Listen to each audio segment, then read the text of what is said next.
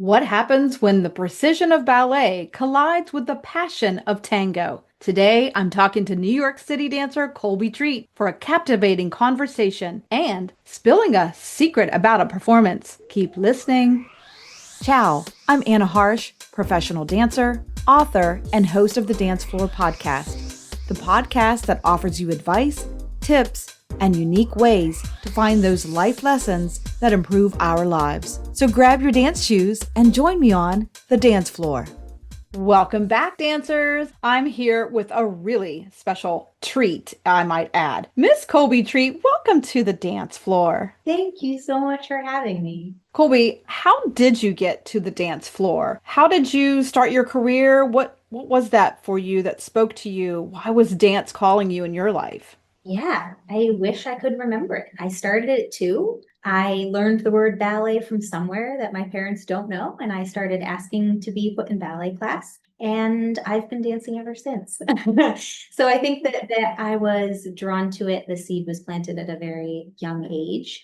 I clearly have taken the time to discern if it's still something that I feel passionate about as I've gotten older, and I am. So I've stuck with it. But yeah, I started it too. Did you do studio work and then college work, or how did you progress through your technique and I actually started training as much as I could when I was little at local studios. I bounced around for a bit and then I went to boarding school for the arts before I moved to the city and was in a studio company slash school for dance, finishing up my high school. I was in a pre-professional academy, actually. I opted for the academy route instead of the college route. So it was really rigorous training in all styles of dance. And it was really, really valuable to me. And then I got my first apprenticeship out of that and joined a ballet company. That's awesome. Now, we all know that ballet takes so much discipline and so much strength, like any other dance style, really. But I know that you have another genre of dance, tango, that you've been dipping your toe into. Yeah, I've actually been doing tango now for about 8 years. After I had been with the ballet company for a while, I started to feel the urge to expand as an artist and a person. And so I started freelancing. And one of the first jobs that I got was a tango contemporary company. And so I have a contemporary background and I felt really comfortable in that. And they said, you don't need tango experience, you just need to be willing to learn. And so I had a crash course and I was taking classes almost every night. And I was really bitten by the tango bug and stuck with it as a social dance and a way to connect with friends and to use dance in a different way in my life in a non-professional setting, a more social setting, and to explore what moving in that way is like for me. So it's been really, really special to me. Yeah, and tango is a whole different beast. I mean, it takes a different kind of, Yeah, precision and passion. There's so much passion behind that dance style. yeah, it's so human. You have to be so connected to someone else. You are partnering sometimes and you're in the core sometimes, and that's all really important, but you ultimately are in charge of yourself. And in tango, you're literally connected to another person. And so it's really a completely different thing to dance in that way. It's really Yeah, it is. I love tango, and you're right. You have to move as one unit because Mhm. you are almost super glued to that partner, and you have to really move as one. And sharpness, quickness, but also some smooth and gliding steps in tango. Yeah. Um, did you find the transition from ballet to tango easy, or were you like, oh, I need a minute? It's interesting. It was kind of both easy and hard at the same time. It was easy because I had posture and balance and technique that could translate to doing a lot of different steps. But it was difficult because the foundation of both of them is so different. The way that you are standing, where your weight is placed, is so different. And so, kind of these really, really baseline things in both of the styles, I had to rebuild from the ground up. So, I was kind of coming in from the top and the bottom at the same time with a lot of skill but no foundation, and then kind of the opposite. And it's been a really, really fascinating process. It's amazing where dance takes us in our career. Like, if you're open to it and studying different genres and styles, gosh, it opens up all kinds of avenues to your life.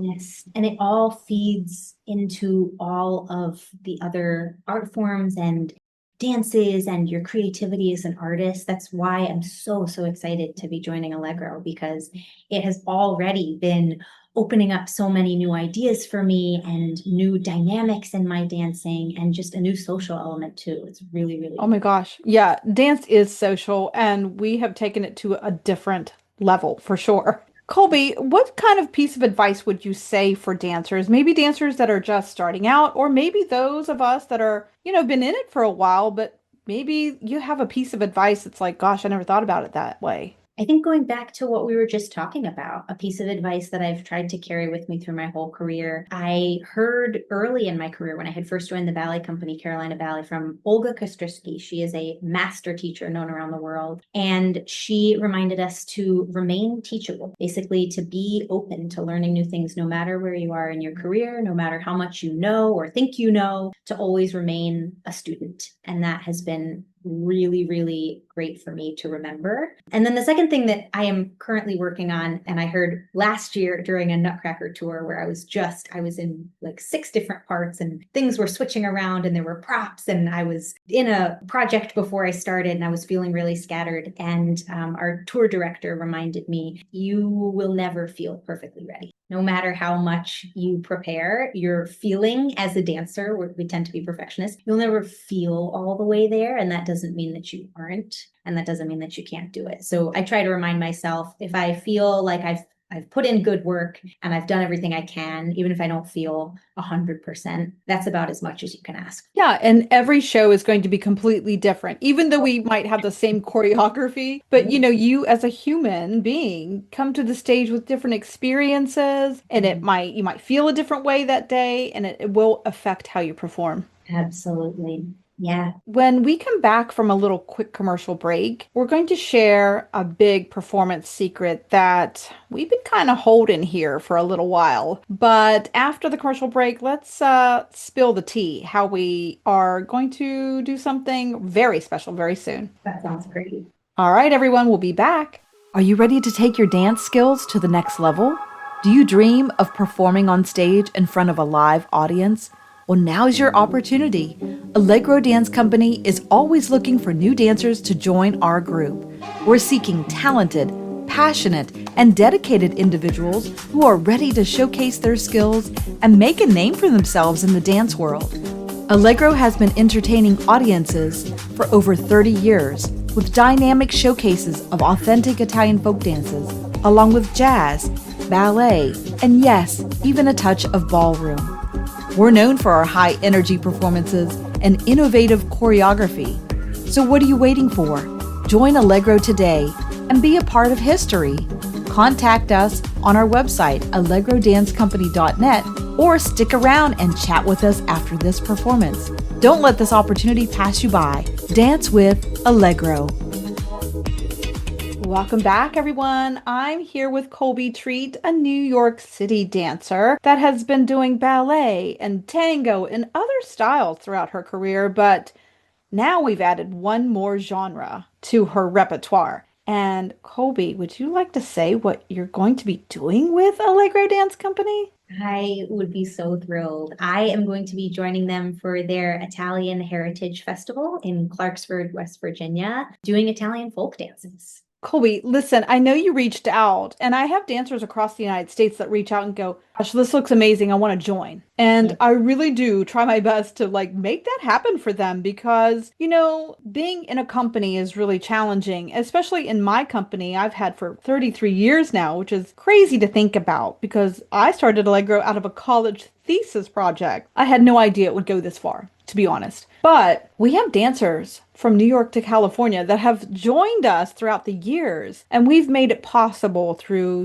funding or fundraisers or different kinds of things. We've done everything from car washes to bake sales, you name it, yard sales, and we make it possible. So Sunday, September 6th at noon in Clarksburg, West Virginia for the West Virginia Italian Heritage Festival. And this is a festival, Colby, that I've been dancing for since it started in 1979. So this will be a real homecoming treat that we will be doing, but also to bring you guys as a guest artist with so many other guests, surprise guest artists Yeah. that will be joining us on stage. So it is a free performance, but you'll be doing so many kinds of tarantellas. What was the Yeah. process like for you? Because you have that Italian heritage, and this is such a big opportunity to share and celebrate. Yeah, it has been really, really special for me.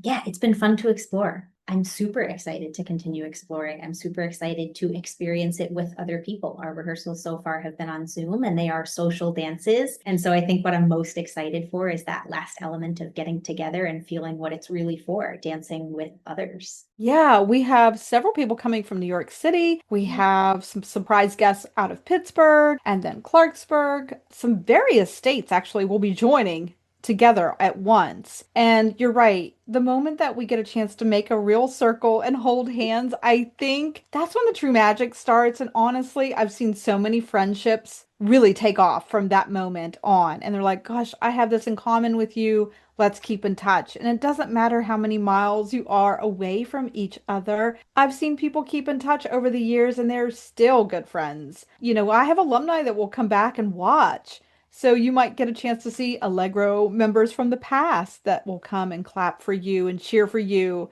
Gosh, we've had so many kinds of people coming in and out of our stage, and we're so thrilled that you're joining us and joining a part of a legacy and history now. Gosh. I think that's what's so special about your company is that you don't have to be a dancer to join. I think I'm excited as a dancer to join for all of the reasons that tango is so special. It's really foundationally different. The purpose of it and the like I said, the dynamics and the way that you are standing on the ground is just different. So that's really special for me to bring that kind of skill in. But I think also having people that aren't dancers. I think I don't know, I can't speak for everyone. And New York is great about having dancing happening and all kinds of things happening. But I think a lot of people aren't dancing in their everyday lives. And I think it's a really wonderful, wonderful thing to do to connect, to relax, to have some fun, to just move. Yeah, I've had alumni that were musicians that Yeah. joined us, or they were actors and joined us, or singers, that joined us. And that dance element just elevated their other artistic endeavors and their Absolutely. careers. I've even had photographers jump in and learn, and then they're like, oh, I never thought about taking the photograph from this angle. But Mm, once they started moving, their, creative juices got moving and they're like, oh, let me take that from a different perspective. And yeah. so this year, that's why I called our theme L'Occhio, the eye. And Yeah. so that the audience can see a different perspective. And then we as dancers on the stage, we have a whole different perspective of what the dance feels like and Yeah. looks like. I'm excited. Colby, you've been learning like more than 3 or 4 dances. Gosh, you've learned Yes. almost an 1 hour show that we will be performing. And I think that's what people feel like, oh, I can't do it, but even via Zoom, we've been going over things step by step, or I send you a video to watch Yeah. or notes to try to explain it because these dances, unlike ballet, do not have terminology. You don't have Right. a vocabulary. Yes. It's been so good for me as a ballet dancer to have these steps that you're not being told exactly how to do it. And you're being told to have fun while you're doing it and to, Yes. engage with whatever spontaneity the moment might bring. It's a really fun way to dance. It is a really fun way to dance. It's very social. It Yeah. will challenge you because it's improvisational element to it. We do have some vocabulary movement, if that's what you want to call it, some basic steps, but then you, as a dancer with your partner, create on the spot, Yeah. for our tarantellas. And then the circle dances that we do from the north do have a little ballet flair to them. We have a posture and a different upright posture that is organized, and we have counts a little bit more. Yeah. But gosh, we get a chance to really dive deep into our dance history too, because Yeah. the dances are from 2000 years ago, but some of the older dances that we have is 2000, but younger dances that we have in the repertoire are, over 200 or 300 years old. Yeah. So 200, we'll right? call those young and we'll call them new. Yeah. But I I think think it's so. interesting. To find these dances. I mean, 2000 years ago for something that isn't isn't a written form. It's and isn't really codified. It's really No. important that you were able to trace them down and bring them back.